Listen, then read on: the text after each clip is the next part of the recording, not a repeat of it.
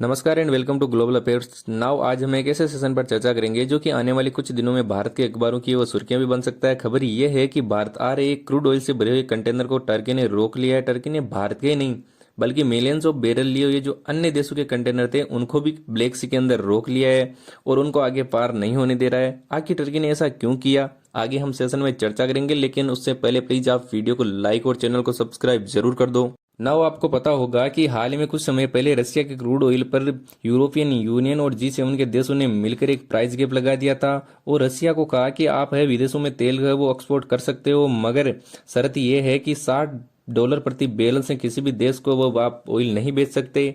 लेकिन अब यहाँ पर आप देखोगे कि ब्लैक सी के अंदर 20 से ज्यादा कंटेनर शिप है वो फंसे हुए है और टर्की इन्हें पास भी नहीं होने दे रहा है।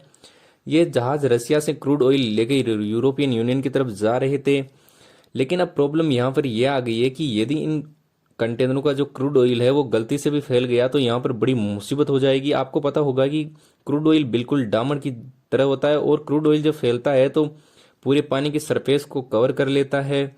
और इस वक्त हम बात करें तो ब्लैक सी के अंदर लगभग 20 के आसपास है वो जहाज फंसे हुए हैं और इनमें $1.2 बिलियन का तेल है।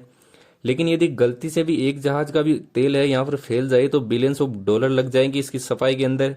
अब आप सोच रहे होंगे कि एक्सीडेंट होगा कैसे, ऑयल फैलेगा कैसे। तो ऐसा हो सकता है कि दो जहाज यहाँ पर खड़े और आपस में टकरा जाए तो भी ऑयल यहाँ पर रिसाव हो सकता है, और फिर कोई तूफान की वजह से कोई अगर डूब जाए तो भी यहाँ पर तेल फैल सकता है। तो इन सब के जो नुकसान होते हैं उनसे बचने के लिए इन शिप का इंश्योरेंस किया जाता है और यहाँ पर मामला भी इस इंश्योरेंस के ऊपर भी अटका हुआ है। और यहाँ पर जो ये बड़े बड़े तेल के जहाज होते हैं उन सब का इंश्योरेंस है वो यूरोपियन यूनियन की कंपनियां ही करती है। और टर्की यहाँ पर कह रहा है कि जिसके पास इंश्योरेंस होगा वही भूमध्य सागर की तरफ जाएगा ब्लैक सी से, वरना हम उसको पार नहीं होने देंगे, क्योंकि अगर कल को यहाँ पर क्रूड ऑयल फैल गया तो उसका जिम्मेवार कौन होगा।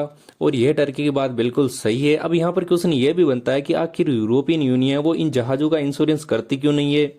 तो यहाँ पर क्वेश्चन अटका हुआ है प्राइस गैप पर, क्योंकि यूरोपियन कंपनियों ने कहा कि यदि रसिया ने $60 प्रति बैरल से ज्यादा प्राइस पर ऑयल बेचा तो उन जहाजों का हम इंश्योरेंस नहीं करेंगे और इंश्योरेंस के बिना टर्की है उनको आगे पार नहीं होने देगा।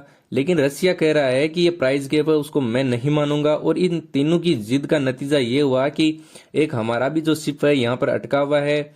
और यहाँ पर एक कहानी ये भी निकल कर आ रही है कि जो यहाँ पर 20 जहाज है उनमें से 19 जहाज है वो कजाकिस्तान का क्रूड ऑयल लेकर जा रहे थे यूरोपियन यूनियन। और आपको पता होगा कि कजाकिस्तान है एक लैंडलॉक कंट्री है और इसके पास अपना कोई समुद्र भी नहीं है और कजाकिस्तान को तेल बेचने के लिए है रसिया की मदद लेनी पड़ती है। इसलिए कजाकिस्तान एक पाइपलाइन के माध्यम से है वो अपना क्रूड ऑयल है वो पोर्ट ऑफ नोवोसिरिस्क के ऊपर भेजता है, जो कि रसिया का एक पोर्ट है, तथा वहां से फिर विदेशों के अंदर सप्लाई करता है। हालांकि कजाकिस्तान पर कोई प्राइस गैप नहीं है, लेकिन अब कैसे पता लगेगा कि जो यहाँ पर ब्लैक सी के अंदर जो शिप है वो रसिया का ऑयल लेकर आ रही है या फिर कजाकिस्तान का।